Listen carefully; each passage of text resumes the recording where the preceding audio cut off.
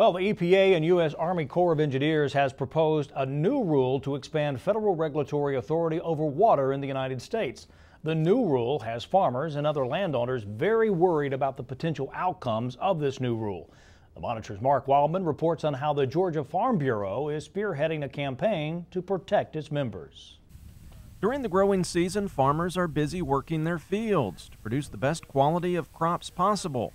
But along with getting on their tractors, farmers also need to get on their computers to let their voice be heard. Well, on April 21st, the EPA and the U.S. Army Corps of Engineers published a rule that we believe greatly expands the authority of the federal government to regulate water features under the Clean Water Act. Georgia Farm Bureau, along with other ag groups, are stressing a campaign called Ditch the Rule. The federal government in the proposed rule said that all tributaries will be regulated under the Clean Water Act. And those proposed tributaries it's a very broad definition, and it would include features like you see behind me here. It would include features, anything that has a bed, a bank, and an ordinary high water mark. It also includes features that sometimes have water there, but sometimes don't. As you can see, this particular feature here, it's early in the summer, it's already practically gone dry. But that would be regulated under the Clean Water Act if this EPA proposed rule is finalized. The new rule can have a major impact for producers. The president of the Georgia Farm Bureau, Zippy Duval, knows all too well how this could hurt agriculture. He has to look no further than his own backyard to see the potential problems. Now I live in northeastern part of the state, and we're in the rolling hills here, and we have a lot of ravines and gullies and areas that we have over the years managed and got grass growing on them. And when we have a rain, just a normal winter rain or a normal summer storm, there could be anywhere from 6 to 8 or 10 inches of water in those ravines running through the grass where the grass is filtering it out, moving on down the stream toward a river or a bigger body of water. And we think what we do naturally to protect it is good for it.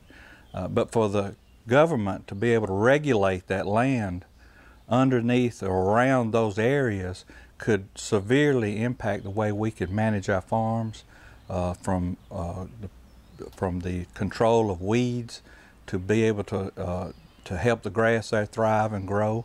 And we think that's the infringement on our rights as private property owners. Georgia Farm Bureau wants all who are concerned to log on to www.gfb.org. From there, producers can go directly to a comments page where information can be entered. We need to get a lot of comments. We need to get a lot of people weigh in to talk about the problem that we believe this rule causes. We need to let people know that this is federal overreach. This is the federal government going too far. We have two federal agencies that have no accountability to the citizens they intend to regulate. And we need to make our voices known, and we need to do it by making comments during this comment period. From dry spots that fill with water during rains, all the way to the roadside ditches could be impacted by new regulations. So all of the organizations involved are encouraging producers to take action to prevent this damaging rule. You know, the farmer is the very first conservationist.